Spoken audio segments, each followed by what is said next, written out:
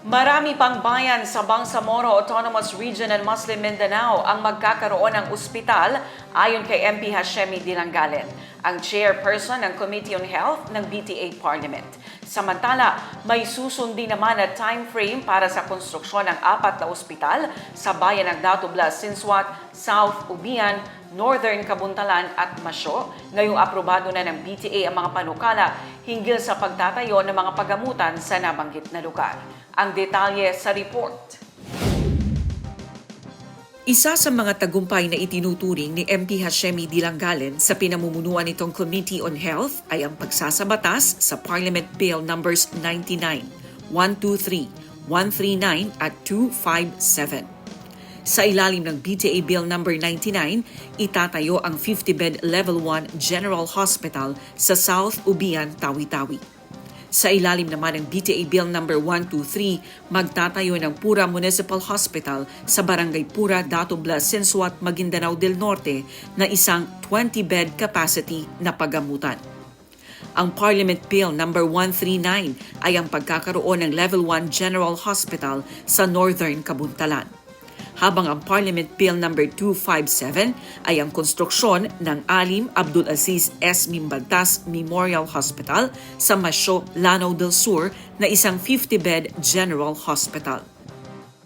So definitely yung batas po natin na 4 na na-approve ay naisa katuparan na, and syempre magkakaroon po ito ng implementing rules and regulation, at ito po ay tututukan po ng Committee on Health na kung saan step by step po ito ay tututukan para yung implementasyon po nung batas ay may sakatuparan. Nakalagay din po doon sa batas na merong initial funding na 50 million pesos po doon sa 4 na hospitals na na-approve.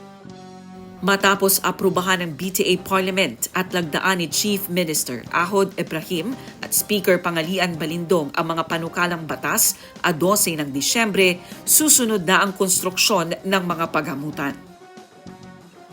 Definitely po, hindi po ito siya parang instant, magkakaroon po ito ng parang trenches. Definitely siguro unahin natin yung infrastructure at syempre ang MOH na po yan ang magde-determine kung ano yung alin po yung mauuna, kung infrastructure ba or di kaya yung manpower. Ang MOH na po ang magde-determine yan. Ayon sa mambabatas, malaking tulong sa mga nabanggit na lugar ang itatayong mga pagamutan, lalo na sa mga malalayo sa sentro ng bayan o syudad. Definitely po yung nasa coastal areas po and other karatig na municipality and karatig provinces natin, talagang makikater po nila yung makikater po ng Datublas Sinswat Hospital yung mga residents ng Datublas Sinswat and also the other barangays or municipalities near to the hospital. And syempre yung doon sa Northern Kabuntalan, doon sa riverside areas po, and pag once matapos din po yung bridge doon sa Ganta to Maginting Bridge, talagang accessible po papuntang Northern Kabuntalan yung areas na yun. And also yung sa Datupiang side po, and some part of the SGA municipalities makikater po nung sa Northern Kabuntalan. And syempre yung sa South Ubian municipalities na kung saan sa island provinces, yung travel pa lang po ng mga patients going South Ubian going to Bungao, which is the main city.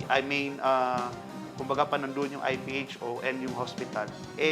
Yun po ay kumbaga pa makakat na po yun dahil meron na pong mismong hospital sa South Ubian, and also same din po doon sa Masyo na hospital na gagawin doon.